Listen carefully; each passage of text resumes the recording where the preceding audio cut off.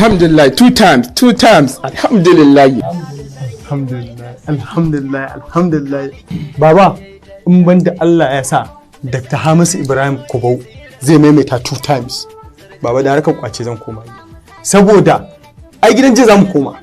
Godiya ga Allah, ga dattijawa da kuma matasan Ikara da Kubau wajen zaɓo mana wato ingantaccen jagora. Kaga alhamdulillah, kaga scholarship ina na makaranta? Dodar ni ma a matsayina da nake wanka. Wannan jarin da nake jujjuyawa wanda idan ka zo baka da ko sisi nake dan rage ma wasu abubuwan na game da makarantarka shi ya bani shi. Kuma ba ma ni kadai ya ba jari ba, haka muka dunguma muka tafi wurinsa ba wanda bai ba wa jari ba, isasshe wanda zai ji daɗin rayuwarsa. To kaga ya koma karo na biyu kujerarsa, abin alfaharinmu ne. Baba, mama, alhamdulillah. Ina kira ga 'yan uwana matasa, ba mu da wani zaɓi da ya cancanta mu je mu zaɓa Dr. Hamisu Ibrahim Kubau. Shine zaɓinmu, shine abin alfaharinmu, shine wanda za mu bawa ƙuri'armu.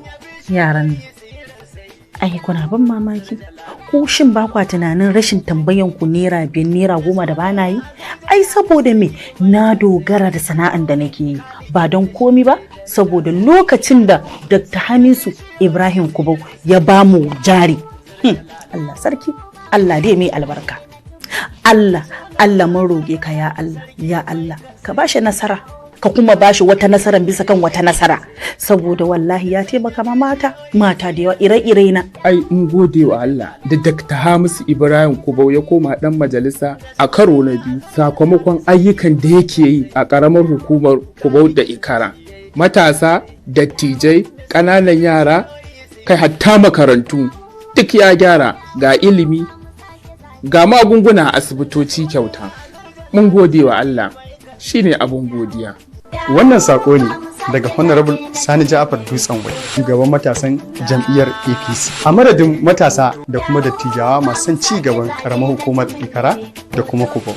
Suna kira tare da roƙo ga ɗaukacin al'ummar da ke cikin karamar hukumar Ikara da kuma Kubau, da mu fito mu ƙara kaɗa ƙuri'armu ga Dr. Hamisu Ibrahim Kubau a matsayin ɗan majalisar tarayya mai wakiltar Ikara da Kubau a karo na biyu a ƙarƙashin inuwar jam'iyyar APC domin samun ingantaccen wakilci mai kuma ɗorewa tare da sharɓar roman demokuraɗiyya ingantacciya.